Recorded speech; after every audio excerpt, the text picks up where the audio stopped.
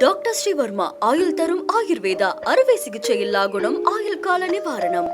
Yesterday courier private limited domestic international cargo உங்கள் இல்லம் தேடி வந்து கொரியர் புக்கிங் டெலிவரி செய்து தரப்படும். தலைப்புச் செய்திகள். குடியரசுத் தலைவர் திரௌபதி முர்முவுடன் பிரதமர் நரேந்திர மோடி சந்திப்பு. நாடாளுமன்ற கூட்டம் விரைவில் தொடங்க உள்ள நிலையில் சந்தித்ததாக தகவல். ஊடகங்கள் உண்மை நிலையை காட்டுவதில்லை என ராகுல் காந்தி குற்றச்சாட்டு. அதானியையும் பாஜக முதலமைச்சர்களையுமே 24 மணி நேரமும் காட்டி வருவதாக விமர்சனம். இபிஎஸ் அழைப்பை நிராகரித்தார் திருமாவளவன். பாஜக உள்ள கூட்டணியில் விசிக இடம்பெறாது என திட்டவட்டம். விண்வெளி பயணத்திற்காக தனிமைப்பட்டிருந்த சுபான்சு சுக்லா குடும்பத்தாருடன் மீண்டும் இணைந்தார். மகனை தூக்கி வைத்து மகிழும் புகைப்படம் வைரல். திரைப்படங்கள் வெளியானதும் 3 நாட்களுக்கு தியேட்டர் வாசலில் இருந்து மக்கள் கருத்துக்களை கேட்டு பதிவிட வேண்டாம், விஷால் வேண்டுகோள். இனி விரிவான செய்திகள். குடியரசுத் தலைவர் திரௌபதி முர்முவை பிரதமர் நரேந்திர மோடி சந்தித்து பேசினார். நாடாளுமன்ற மழைக்கால கூட்டத்தொடர் வரும் 21ஆம் தேதி தொடங்கி ஆகஸ்ட் மாதம் 21ஆம் தேதி வரை நடைபெற உள்ளது. இதனையொட்டி குடியரசுத் தலைவரை பிரதமர் சந்தித்ததாக தகவல் வெளியாகியுள்ளது. இந்த நிலையில் தேசிய விளையாட்டு நிர்வாகம் உள்ளிட்ட 8 மசோதாக்களை வரும் கூட்டத்தொடரில் கொண்டுவர மத்திய அரசு திட்டமிட்டுள்ளதாக தகவல் சொல்லப்படுகிறது. திமுக மாவட்ட செயலாளர்கள் கூட்டம் இன்று நடைபெறுகிறது. சட்டப்பேரவை தேர்தலையொட்டி பணிகளை திமுக முடுக்கிவிட்டுள்ள நிலையில் முதலமைச்சரும் திமுக தலைவருமான மு.க. ஸ்டாலின் கட்சி நிர்வாகிகளை தொடர்ந்து சந்தித்து வருகிறார். இந்த நிலையில் இன்று காலை திமுக மாவட்ட செயலாளர்களின் கூட்டம் காணொலி காட்சி மூலமாக நடைபெற உள்ளது. விடுதலை சிறுத்தைகள் கட்சி தொடர்ந்து திமுக கூட்டணியில் இருந்து கொண்டு ஏன் அவமானப்பட வேண்டும் என இபிஎஸ் கேட்டுள்ளார். அதிமுக கூட்டணிக்கு வந்தால் ரத்தின கம்பளம் விரித்து வரவேற்போம் என இபிஎஸ் அழைப்பு விடுத்துள்ளார். பாஜகவுடன் அதிமுக கூட்டணி வைத்துள்ள நிலையில் மேலும் சில கட்சிகள் வரவிருப்பதாக இபிஎஸ் தொடர்ந்து கூறி வருகிறார். இந்த சூழலில் விசிகாவிற்கு அவர் அழைப்பு விடுத்துள்ளார். பாஜக இருக்கும் கூட்டணியில் விசிக ஒருபோதும் இடம்பெறாது என தொல் திருமாவளவன் திட்டவட்டமாக தெரிவித்துள்ளார். திருமாவளவனை நேரில் சந்தித்து அவரை பாஜக கூட்டணியில் இழுக்கப் போவதாக கே.பி. ராமலிங்கம் தெரிவித்துள்ளார்.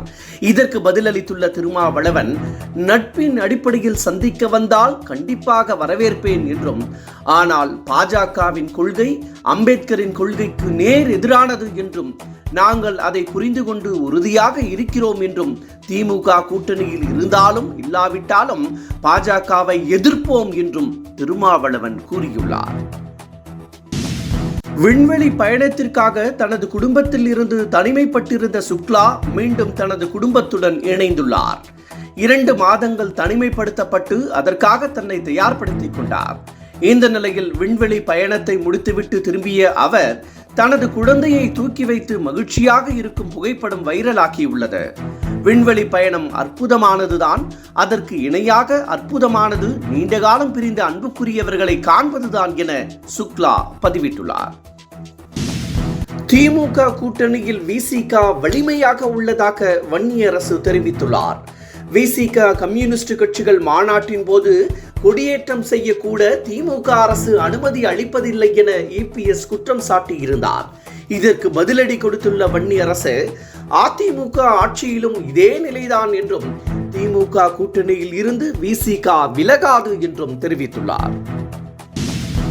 மாதர் சங்கம் குறித்து தரம் தாழ்ந்து பேசியுள்ள சீமான் மீது சென்னை கமிஷனர் அலுவலகத்தில் அகில இந்திய மாதர் சங்கத்தினர் மனு அளித்துள்ளனர். தனக்கு எதிராக குரல் எழுப்பும் மாதர் சங்கங்கள் வரதட்சணை கொடுமையால் உயிரிழந்த ரெதன்யாவுக்கு ஏன் ஆதரவு தெரிவிக்கவில்லை என்றும், அப்போது அவர்கள் போதையில் இருந்தார்களா என்றும் விமர்சித்திருந்தார். இது போன்ற அருவருப்பான கருத்துக்களை தெரிவித்ததற்காக மாதர் சங்கத்தினர் சீமானுக்கு கடும் கண்டனம் தெரிவித்து வருகின்றனர். பீகாரில் தேர்தல் ஆணையம் தாமாக முன்வந்து வேட்பாளர் பட்டியலை சரிபார்ப்பது போல தமிழகத்திலும் சரிபார்க்க வேண்டும் என தமிழக பாஜக மாநில தலைவர் நைனா நாகேந்திரன் கேட்டுக் கொண்டுள்ளார்.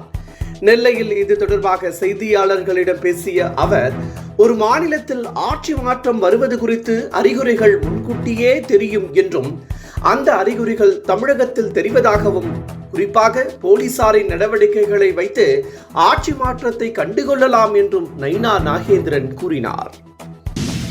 கள் பானம் சிறந்த பானம் என மக்கள் மத்தியில் சீமான் தவறான பிரச்சாரம் செய்வதாக புதிய தமிழகம் கட்சி தலைவர் கிருஷ்ணசாமி விமர்சித்துள்ளார். கள் குடிப்பதால் ஏற்படும் பாதிப்புகள் குறித்து திருக்குறள் மற்றும் சிலப்பதிகாரத்தில் கூறப்பட்டுள்ளது என்றும், ஆனால் சீமான் அரசியல் காரணத்திற்காக கள் விவகாரத்தை கையில் எடுத்துள்ளதாகவும் கிருஷ்ணசாமி குறிப்பிட்டுள்ளார். மதுவுக்கு எதிராக 100 கருத்தரங்குகள் நடத்தப்படும் என்றும் அவர் குறிப்பிட்டுள்ளார். திரைப்படம் வெளியாகி 3 நாட்களுக்குள் தியேட்டர் வாசலில் நின்று கொண்டு மக்களின் கருத்துக்களை கேட்க வேண்டாம் என விஷால் கேட்டுக்கொண்டுள்ளார்.